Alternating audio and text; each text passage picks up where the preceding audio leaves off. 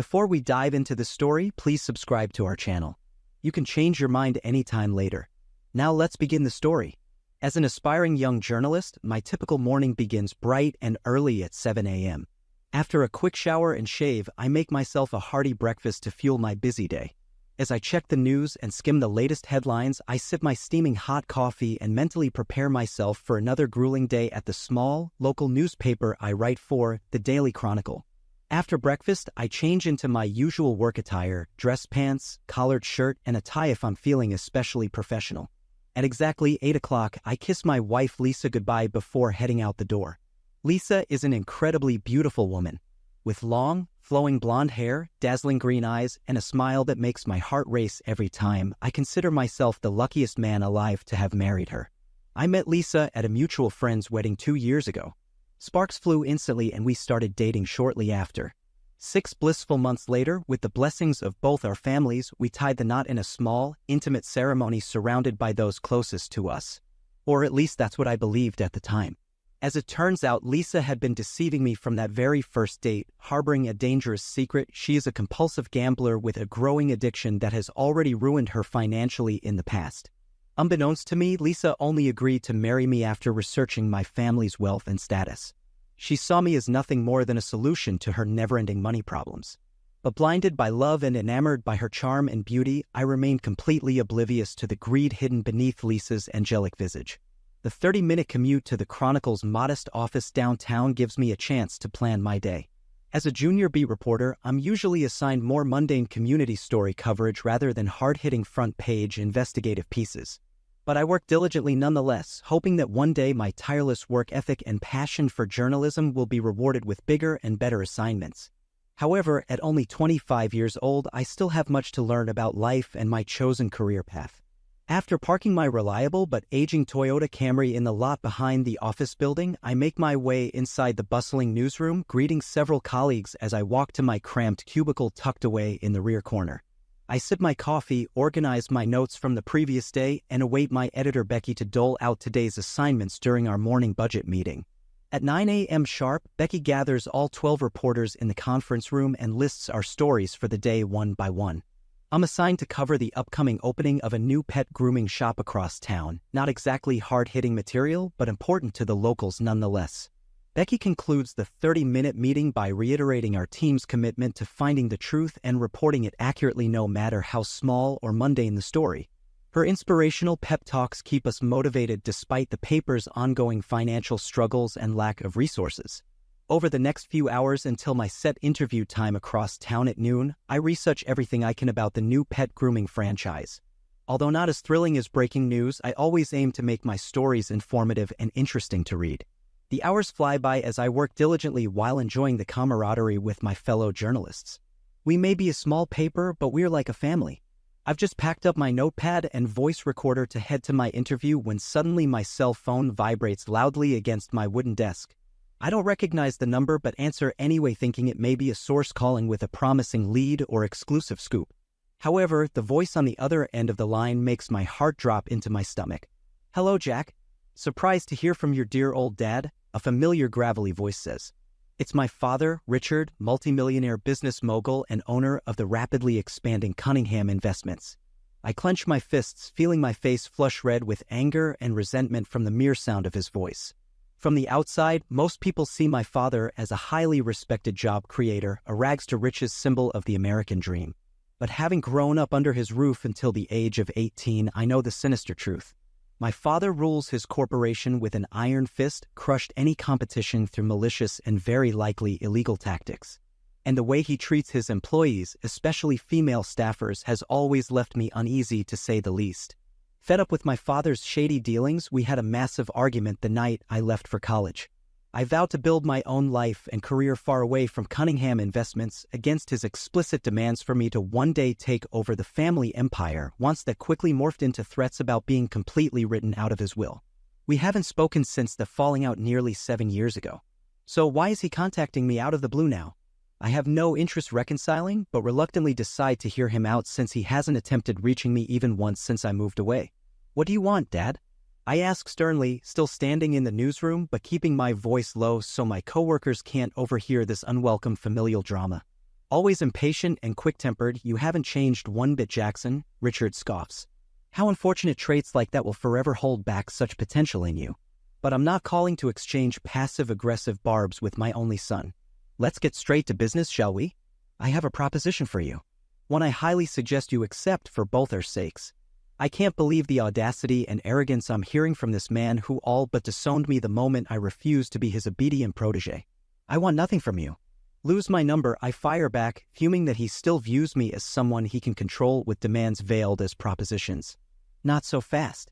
I really think you should hear my offer before making any rash decisions. It involves that lovely wife of yours, Lisa, is it?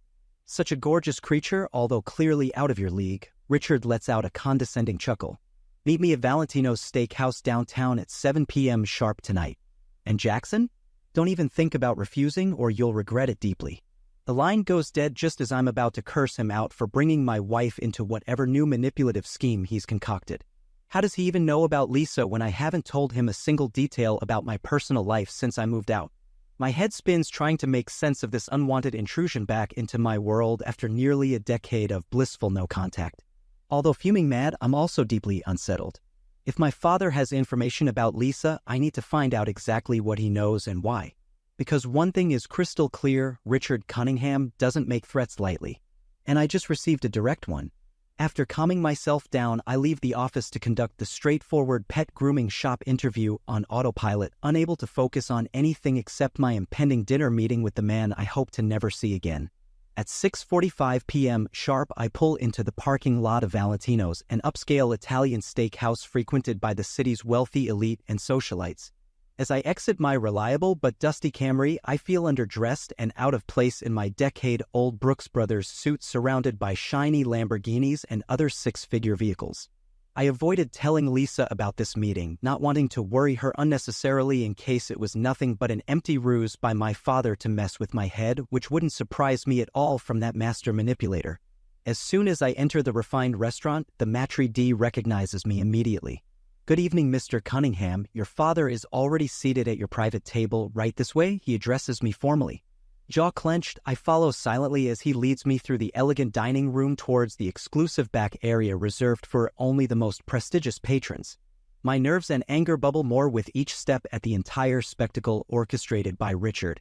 I'm led to a quiet, curtained-off table where my father sits with a smug grin. He looks completely at ease, more interested in the vintage red wine the waiter just poured than making eye contact with me. So I break the silence first after sitting down reluctantly across from him. "All right, I'm here. What do you want from me? And what does any of this have to do with my wife?" I question brusquely, wanting this over already. Richard takes his time setting down his glass, dabbing the corners of his mouth with the cloth napkin, then finally leans back to address me. The glint of arrogant triumph in his eyes instantly puts my stomach in knots. This cunning man always has sinister motives, and something tells me his sights are firmly set on destroying my life in some way. Now, Jackson, is that any way to speak to your own father who you haven't seen in years? Let's enjoy this delicious meal first, then we can get down to business. He punctuates the last word with a sly grin before snapping his fingers dramatically for the waiter to take our order, not even bothering to hand me a menu. As we eat over the next agonizing hour, Richard rambles on about the recent growth of Cunningham Investments, boasting about the opening of new offices overseas and long-term plans to take the company globally. He pointedly emphasizes how much I'm missing out on by blazing my own trail in a dying industry like print journalism instead of working by his side. I nearly bite clear through my tongue, resisting the urge to scream at this vile man who threw me out onto the streets the instant I resisted bending to his will. The only reason I'm enduring this torture is because of the implied threats he made about Lisa. So the moment our plates are cleared, I seize the chance to redirect back to that, my heart thudding anxiously about what horrors Richard has planned for me through her. "You have 1 minute to explain why you brought up my wife earlier today. What scheme are you trying to drag me into by threatening her?" My eyes bore intensely into his, conveying that I won't be manipulated or intimidated. Richard takes another nonchalant sip of wine, then levels his gaze at me. When he speaks next, his voice takes on a darker, graver quality, the tone he always used right before punishing me during my reckless teenage years whenever I stayed out too late or refused doing certain favors for his most unsavory business partners. "I have an offer for you, Jackson, or should I say, an ultimatum. I took the liberty of doing quite a bit of digging into your lovely wife, Lisa. And unfortunately for you, I discovered several indiscretions that would certainly destroy any happy marriage. My stomach drops even though I fight desperately to keep my expression neutral. Richard continues. You see, Jackson, the day I found out you went and got married without informing dear old dad nearly broke my heart, he mocks, clutching his chest in faux emotional agony. Naturally, I just had to find out everything humanly possible about the woman who captured my only son's heart. And Lisa undoubtedly is a real beauty for a gold-digging harlot that is. I slam my fist down, rattling the tableware. Watch your damn mouth. You don't know anything about Lisa or our marriage, so stop making vicious accusations and just get the hell on with why you demanded I meet with you. I spit out through gritted teeth. But Richard remains calm, slowly folding his hands under his chin arrogantly. Oh, but that's where you're very mistaken, Jackson. You see, I had a private investigator track down Lisa's family and childhood friends who were more than willing to share all sorts of fascinating details about your beloved wife's past and exactly the type of person she truly is. Because the Lisa you think you know and love has been conning you this whole time. My worst fears come flooding to life. Lisa has always been very vague whenever I ask about her upbringing, parents' divorce when she was young, or childhood best friends. I chalked it up to painful memories but also sensed some deliberate concealment. Could Richard actually be telling the truth for once? I refused to give my father the satisfaction of seeing how deeply his revelations are affecting me and decide to call his bluff. You honestly expect me to believe the word of paid-off so-called sources over my own wife? Lisa loves me unlike you who has only ever cared about yourself. Richard studies me for a moment, then reaches into his suit jacket pocket. He slides a large manila envelope across the table and urges me to look inside. With trembling hands, I open the packet, not knowing what to expect. My heart drops seeing candid photos of Lisa caught in intimate embraces with strange men on the Vegas Strip. They look recent. In others, she's dressed provocatively at the roulette table, surrounded by chips and too many drinks. Her expression and body language scream carefree and flirtatious, nothing like the reserved, loving woman I kiss goodbye every morning. Too shocked to speak, I desperately leaf through the rest. There are signed affidavits from 2 different men admitting to being Lisa's lovers over the past year, meeting at discreet hotels whenever I traveled out of town for overnight work trips. Legal documents outline Lisa's long history of compulsive gambling and huge debts totaling over $200,000. She's been fired from multiple finance jobs over missing company money, with several casinos having flagged her as a risky patron to be carefully monitored. My heart, my whole world sinks seeing irrefutable proof of just how deliberately and maliciously I've been lied to from the very start by the woman I was ready to spend my entire life with. I feel nauseous and lightheaded all at once. No, it can't be true. This has to be fabricated, I stammer out pathetically, grasping at anything to explain away this nightmare. I assure you it's all 100% authentic, Richard proclaims smoothly, topping off his wine then refilling my untouched glass. You see, Jackson, your sweet, nurturing wife is in reality nothing but a devious scam artist who pinpointed you as her mark from the start. She's blown all her money gambling and owes hundreds of thousands to dangerous people. Marrying a supposed rich bachelor like yourself must have seemed like the perfect solution to all her woes. Even in my disoriented emotional state, I'm able to pick up on something. Wait just a moment, if you somehow knew all this beforehand, why didn't you tell or warn me? Why go through this ridiculous charade unless? And then it clicks. White-hot understanding floods my brain almost as powerfully as the rage quickly accompanying it. I slowly lift my head to glare at Richard, who simply watches me like a snake about to strike. You knew about Lisa all this time, and you purposefully withheld the truth from me. Why? So you could swoop in now with evidence and think I'd come crawling back to you for help? Am I just a pawn you can manipulate in whatever sick games you play? Richard starts slow clapping, his eyes twinkling with perverse glee. Very perceptive, Jackson. You always were a smart boy, just such a shame how defiantly you'd oppose me at every turn, even from a young age. I had such high hopes for you to follow in my footsteps. But this wasn't about getting you back under my wing as an employee. He pauses, swirling the wine before taking a long, theatrical sip. Consider this your punishment for abandoning me, turning your back on everything important like an insolent child. I've taken away the one thing that clearly matters most, leaving you all alone with no one to turn to except dear old dad. I'm literally seeing red, overwhelmed with wrath towards this vile sadist I'm disgusted to be related to. You psychotic bastard. I'll never forgive you for this, any of it. Just stay the hell away from me and Lisa. I storm away before Richard can utter another word, his taunting laughter echoing behind me. I have to get home and confront Lisa, find out exactly what is real and what is my father's manipulation. My hands shake turning the key in our front door lock. All the lights are off, so I flip them on, heading straight for the bedroom. I stop dead in my tracks, finding her walk-in closet empty and dresser drawers left wide open, contents hastily rummaged through. No, please God, no. I sprint through the house frantically searching for some sign this is all a misunderstanding, but find only missing valuables that have clearly been grabbed in a rush: her jewelry box, laptop, our extra cash from the safe. Finally, I spot a handwritten note on Lisa's pillow, the flowery perfume I gifted for our anniversary still lingering in the air. With vision blurring, I read the brief goodbye from the woman I loved with my entire heart and soul. Dear Jack, by the time you read this, I'll already be long gone. Your father uncovered the truth about my past and connections that put me in grave danger. I had no choice but to leave immediately after he generously provided me an escape from all my mistakes. Please don't try finding me. I won't contact you again, and it's better if we both just move on with our lives separately. You were always such a caring, decent man, which made deceiving you even harder. But I must put myself first right now. Just know that a part of me will always love you. Goodbye, Jack. Lisa. I crashed down hard onto the edge of the bed, dropping my head into my hands as racking sobs overtake my entire body. In mere hours, my life, my dreams, my reason for being has all vanished, leaving me utterly and completely shattered. Why me? Why would my own father devastate me so cruelly? I realize in anguish that I've been nothing more than a pawn in his sadistic games. As I sit there struggling to reconcile my new devastating reality, the disbelief slowly gives way to a burning desire for vengeance. I will make my conniving father and backstabbing wife pay dearly for ripping my world apart.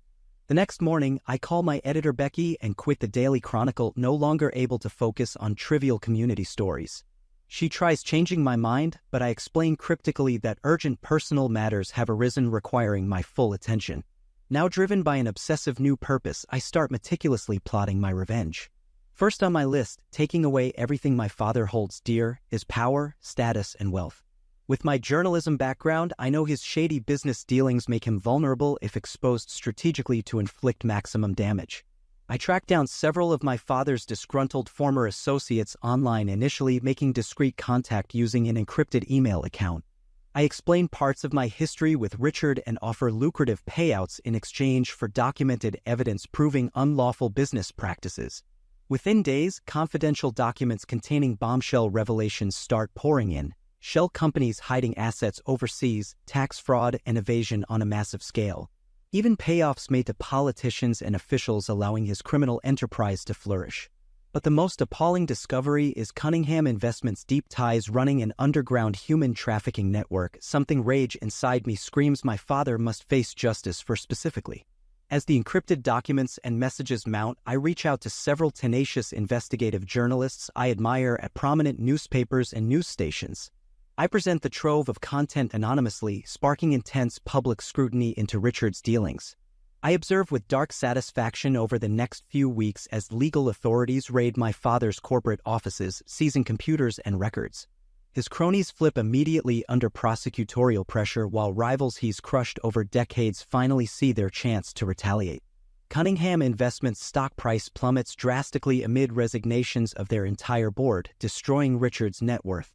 But I'm just getting started and ramp up my efforts finding Lisa through discreet online searches. That betrayer abandoned me without a backwards glance, making me determined she will suffer severely too. I managed to track her location to a rundown motel just off the Vegas Strip. Surveillance photos show Lisa looking stressed and haggard, already as most the money Richard provided has clearly been squandered gambling and living excessively well beyond her means. She scrambles to selling jewelry and designer items online to fund her addiction, even temporarily. I decide that merely cutting off Lisa financially isn't enough pain compared to what she's done. So I create anonymous digital and social media profiles presenting myself as a wealthy investment banker also staying at her motel. I seduce Lisa easily given her desperation, luring her in with promises of my lavish lifestyle back home. I manipulate her ruthlessly by withdrawing affection or financial support for the smallest perceived infractions. The combination slowly destroys what little spirit she has left. By the end, Lisa is hollowed out emotionally and financially, trapped with this mystery scammer who I ultimately ghost completely, leaving her with nothing, just as she did to me. Witnessing Lisa's downfall provides some dark satisfaction, but my hunger for retaliation only increases with my father's empire now decimated. Through confidential sources, I hear Richard has fallen into an increasingly paranoid downward spiral, becoming estranged from even his most stalwart allies. With his assets frozen and creditors circling closer, my abusive father now finally understands a fraction of the anguish he inflicted on me. But that's still insufficient payback for destroying the life of his only flesh and blood. No, there will be one final coup de grace when I strip away Richard's final illusion of family loyalty once and for all. I spend weeks subtly manipulating him through encrypted communication into believing a lone remaining supporter is arranging his discreet escape overseas to restart with his hidden remaining wealth. I convince Richard that only family can be fully trusted now, which is why I must oversee this sensitive operation, playing the role of my father's dutiful son again. Of course, no such escape plan exists. Instead, I lure him late one night to an empty warehouse with the promise I'll drive him across the border immediately. Emotional and completely unaware of my true intentions, Richard arrives desperate and frantic, collapsing gratefully into my arms. In that moment, embracing my disgraced father seeking solace from his only son, I almost reconsider my next action, nearly overcome by long-suppressed childhood instincts to comfort the strong but cruel man who raised me. But then I recall his sneering expression while delivering the most painful news imaginable, that my whole life was a carefully orchestrated lie. This heartless man used innocent people without a second thought to further his own interest and wealth, including me, his own son. With my simmering fury reignited, I squeeze him tightly, then plunge in a needle loaded with a strong sedative, instantly incapacitating him. As Richard slumps unconscious, I peer down coldly at the fallen titan who caused so much harm, then walk silently away while anonymously notifying federal authorities of his exact location and remaining crimes. I receive confirmation several days later that Richard is imprisoned awaiting criminal prosecution on a shockingly wide array of felony charges. The news sparks virtually no reaction from me, though, the man long having been emotionally dead in my eyes. With my enemies vanquished completely and reputations left in ruins, I should feel victorious finally, a winner standing over the decimated playing field I scorched ruthlessly. So why do I feel so numb and hollow inside? Was crushing Richard and Lisa worth sacrificing my own humanity, becoming as deceitful and manipulative as those who ambushed and eviscerated me first without hesitation? By obsessing endlessly over retaliation, I now find myself more alone than ever, my promising career derailed and unable to trust anyone except myself moving forward. This supposedly noble quest to avenge heinous acts against me through even more reprehensible actions has left my soul feeling corrosive and flayed. For the first time, gnawing self-doubt and regret begins seeping in regarding my ruthless scheming, which I justified endlessly as warranted payback. But by repaying betrayal with even more egregious betrayal, have I become as bad as those I vilified? This is where our story comes to an end. Share your thoughts in the comments section. Thanks for your precious time. If you enjoyed this story, then please make sure you subscribe to this channel. That would help me a lot. Click on the video you see on the screen, and I will see you there.